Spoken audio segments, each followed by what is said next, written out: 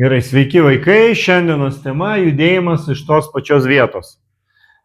Vakar pradėjome temą apie šiaip judėjimą ir žinom, kad judėjimas tai yra V, greitis. Ir vakar irgi taip pat išsiaiškinom, kad greitis pasirodo gali būti ne vien tik greitis pačio objekto, bet pasirodo jis gali susidaryti ir iš kelių greičių. Tarkim, jeigu laivelis plaukia pasroviui, tai laivo greitis gali būti savas greitis plus upės greitis. Tai reiškia, greitis yra ne visada tik tai ta vienintelis tas greitis, kurį turi pats objektas. Aš, tarkim, judu ir jeigu aš judu važiuojančiame traukinyje, tai mano greitis yra didesnis negu aš judu, teisingai.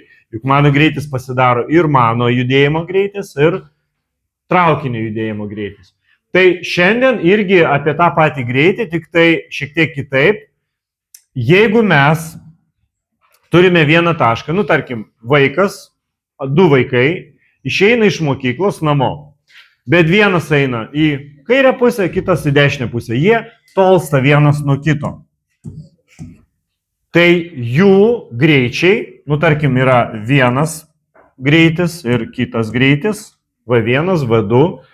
Tai jeigu aš noriu sužinoti atstumą tarp tų vaikų per kažkokį laiką, man greitį reikės tiesiog sudėti kartu.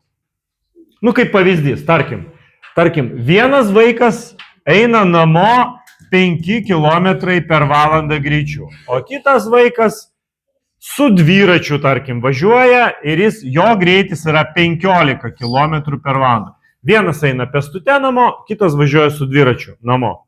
Tai mano klausimas, po vienos valandos,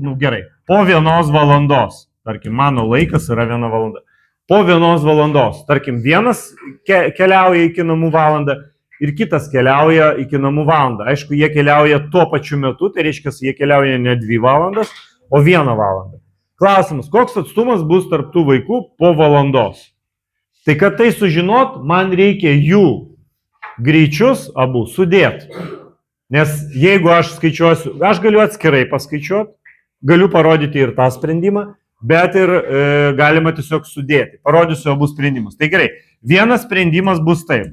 Aš visą atstumą skaičiuoju laiką padauginus iš V1 plus V2. Aš tiesiog sudedu tuos laikus. Ką aš gaunu? Aš gaunu 1 valandą, aš turiu padauginti iš 15 plus 5. Ir aš gaunu 1 padauginti iš 20 ir gaunu 20 km ir atstumas tarp tų vaikų namų, jeigu jie pasiekia savo namus po valandos. Gerai, o kas būtų, jeigu aš skaičiuočiau atskirai? Gerai, kiek pirmas vaikas per 1 valandą nukeliavo atstumą? Tai aš skaičiuoju. S1, pirmo vaiko atstumas, lygus laikas kart V1. Tai laikas yra 1 valanda, greitis yra 5, tai jisai nukeliauja 5 km per 1 valandą. Dabar kitas vaikas juda į kitą pusę, aš skaičiuoju jo atstumą, kurį jisai nukeliavo per valandą. T kart V2 yra 1 padauginti iš 15 lygų 15 km. Bet tai vienas vaikas nukeliavo 5 km, kitas vaikas 15 km. Dabar klausimas, koks yra atstumas tarp jų? Tai dėl to, kad jie keliavo į skirtingas pusės, jų atstumas sudedamas. Tai visas atstumas yra S1 plus S2 lygų 5 plus 15 ir lygų 20 km. Gavome tą patį atstumą, bet tik tai sudėtingiau. Mes ilgiau sprendėme, bet gavom tą patį. Galima taip spręsti? Galima. Galima spręsti paprasčiau? Galima ir paprasčiau. Kaip pasirinksit, taip ir bus. Ar aišku? Ar turit klausimų iš temos? Aš pasakysiu taip. Pagrindinė mintis šitos temos, kad turime sudėti greičius. Jeigu judame iš vieno taško į skirtingas pusės, tai mes turime sudėti greičius. Taip. Taip. Iš 2 padauginti. Jo. Jo, tiesiog laikas dauginam iš laiko. Taip.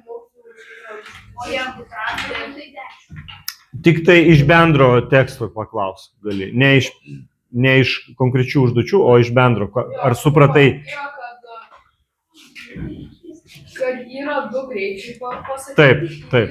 Kad pasakyti kilometrai, kokie turi būti ir nepasakyta, kiek jie ėjo. Tai reiškia, laiką reikia sužinoti. Taip.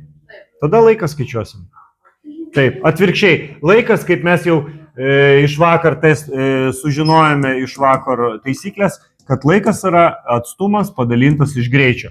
Tai šiuo atveju, jeigu aš turiu visą atstumą, o greičiai yra 2, tai ką man su jais reikės padaryti? Man reikės juos sudėti. Tai mano atsakymas būtų tada S dalinti iš V1 plus V2. Taip? Turėčiau padalinti iš 2 greičių kartu sudėjus. Ar dar turit klausimų? Tai viskas, tada ačiū.